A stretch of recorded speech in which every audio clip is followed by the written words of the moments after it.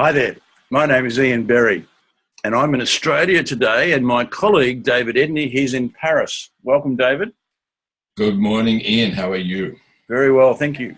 David and I have been having a number of conversations about differentiation in the digital world, and it's become so fascinating, well, at least to you and I, David, that we thought we might share a couple of ideas. And on the screen you'll see David's got some great insights. He thinks that it's in the field of differentiation, there's 3 levels of clarity. So, David, I'll hand over to you.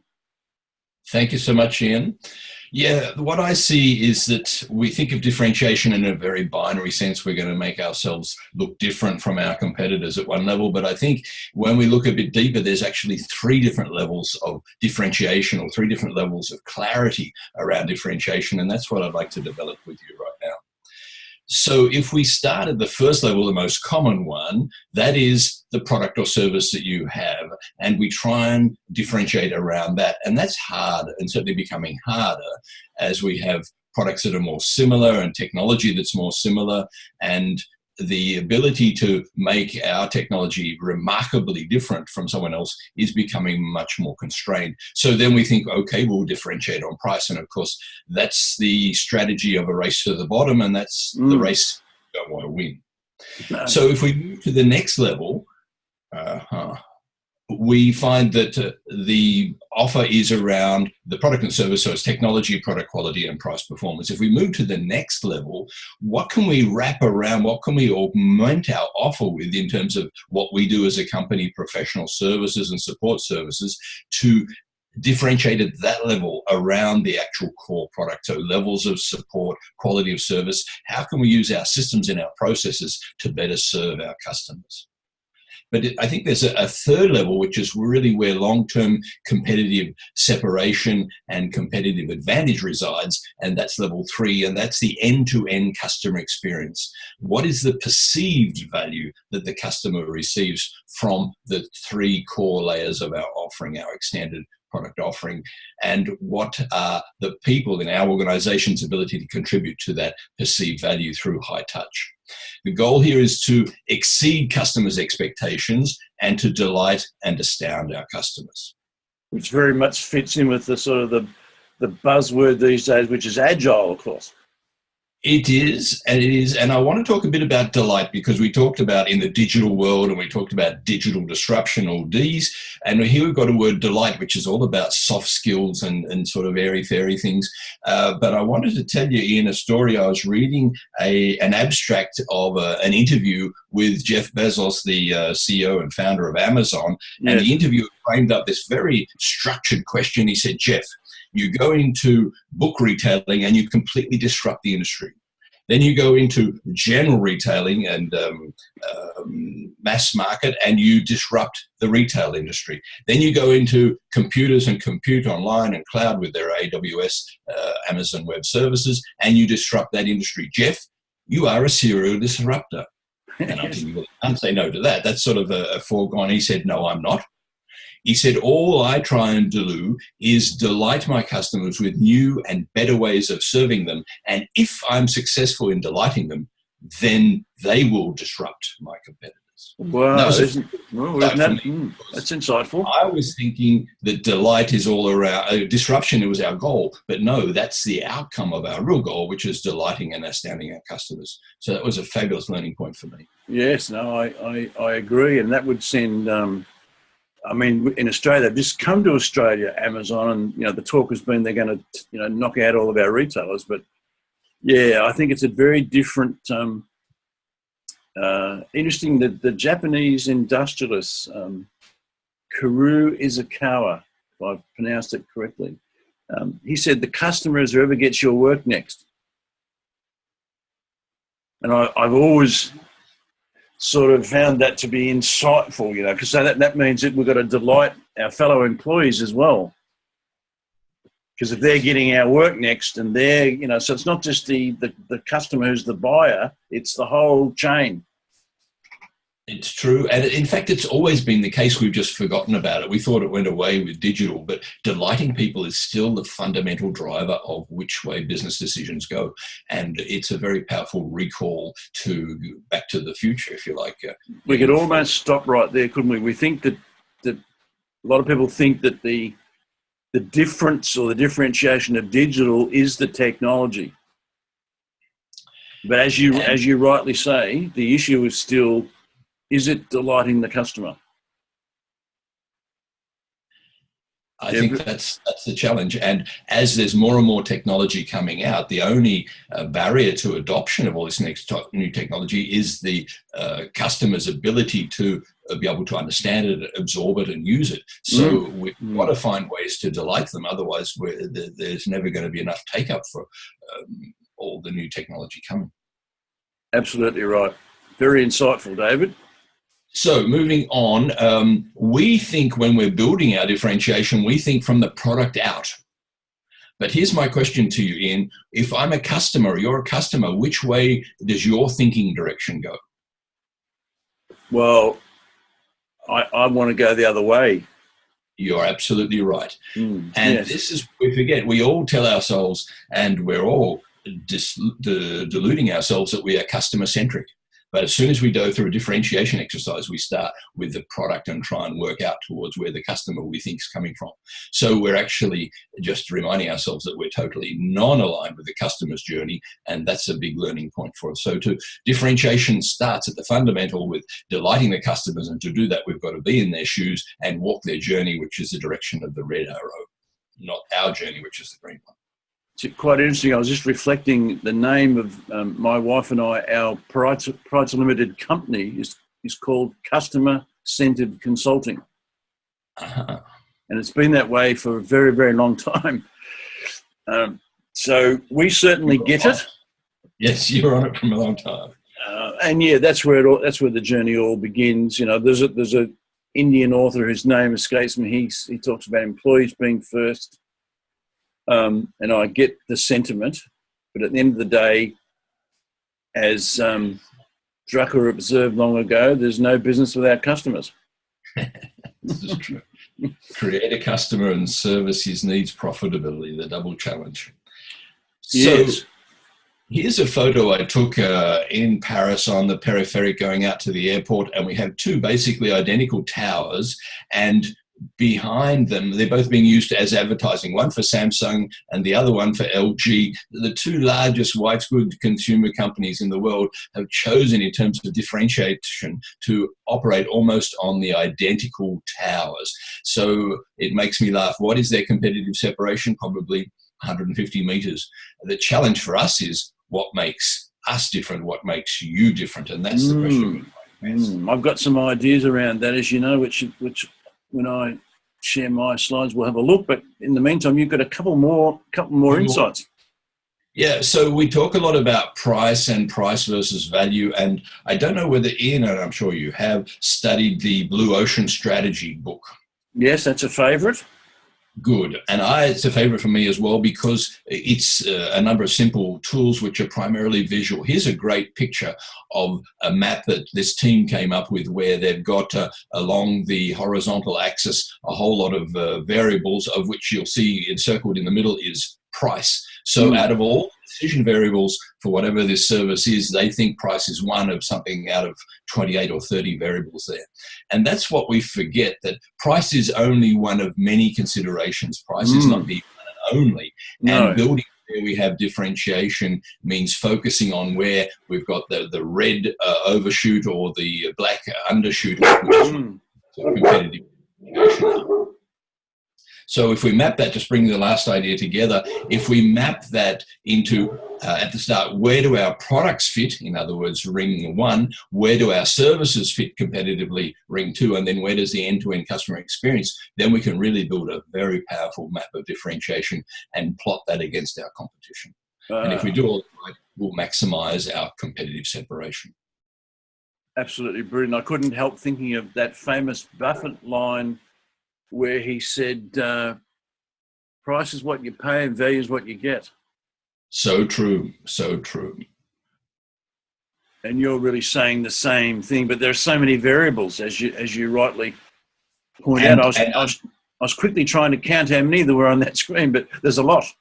There's a lot. I'm guessing 28, 30, and that's high. I think probably there's often 10 or 12 variables for most customers in most buying scenarios, but it's great brainstorming exercise to work out what they can all be. And sometimes we underestimate some of them, or we don't give them true value. So a diverse team working on that will help get clarity on what all that rich diversity of decision point variables are in a buying decision, and hence we can make better differentiation investment decisions. Yes, I'm interested in who's living in the building between the two, because that's they've got no sign.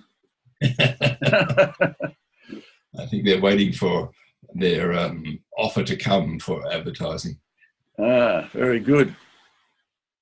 Very good, Dave. Well, that's probably a good point for me to... Yes, so let me pass it back to you, Ian. Great. I think I can just click my end here. And that will work, I'm sure. There we go.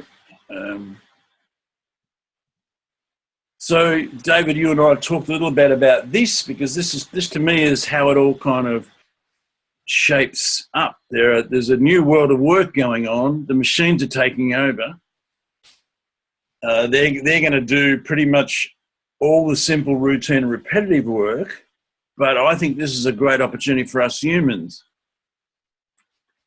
Because if we are being remarkable, that is, just by definition, just by being born, we're remarkable. We're a unique, one-of-a-kind human being. If we're being that and we're doing work that's meaningful for us and valuable for others, and that's in alignment with what's going on in the technological world, in the digital world, then I think that's where competitive advantage lies. And I don't mean competitive advantage necessarily in the traditional sense. I just mean, being the best version of ourselves as people, but also knowing what our unique reason for being in business is all about, and serving the niche.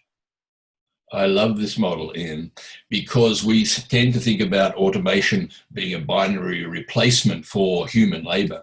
And this shows us that, no, if we can do it right, we can augment or extend the human being's contribution to work by giving him the resources of tools through simple, routine, repetitive machine and AI and so on. So I think this is a very additive model as opposed to a binary win-lose sum game model.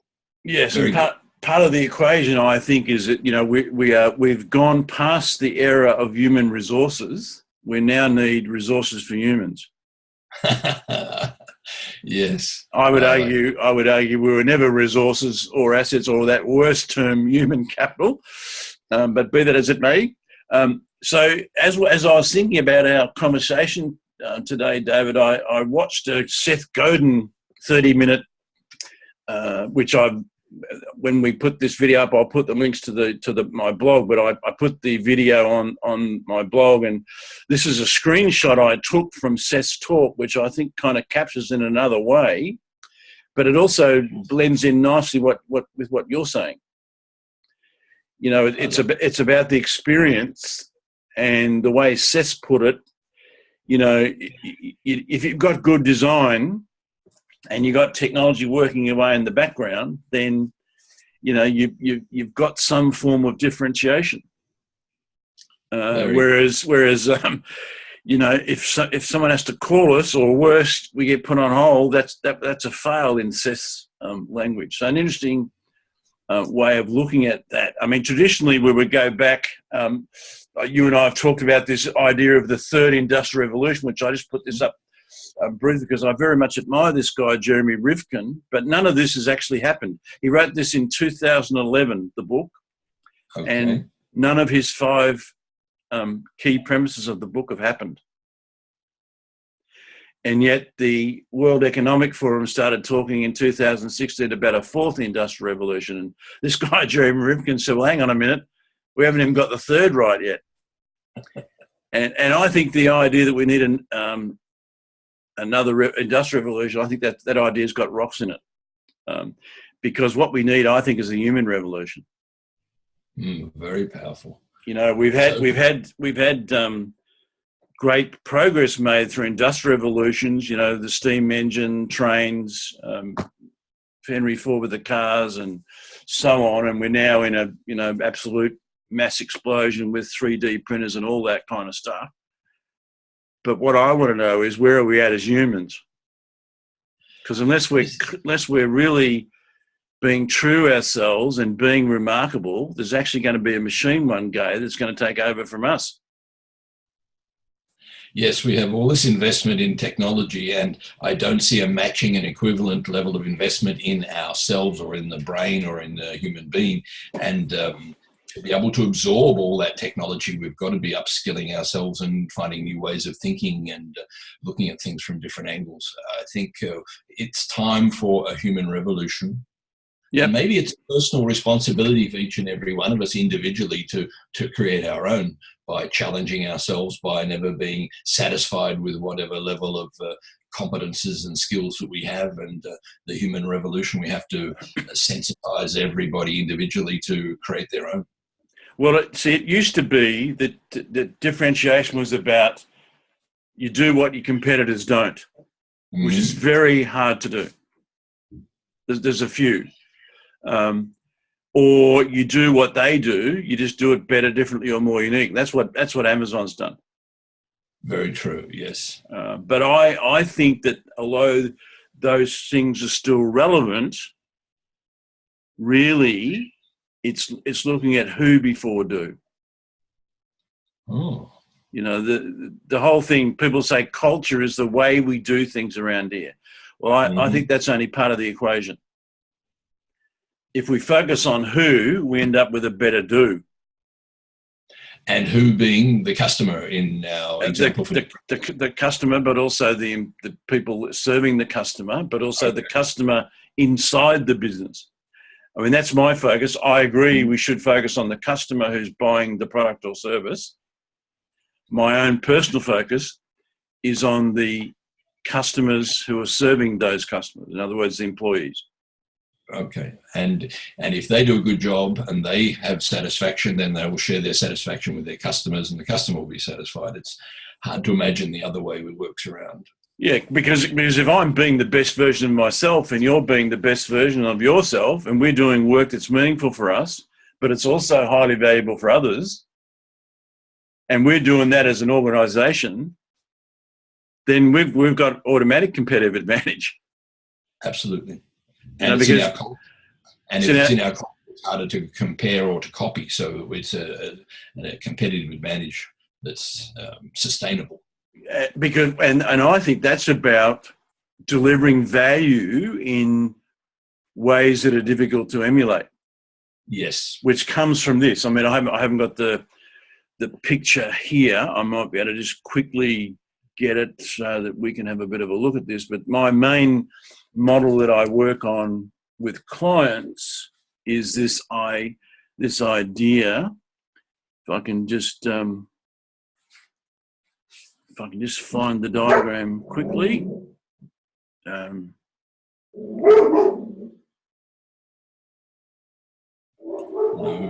Model, I like it. So this model on the right is where this kind of leads to. So I've got this sort of big picture model, the new world of work one on the left, but then what I'm talking about is the one on the right.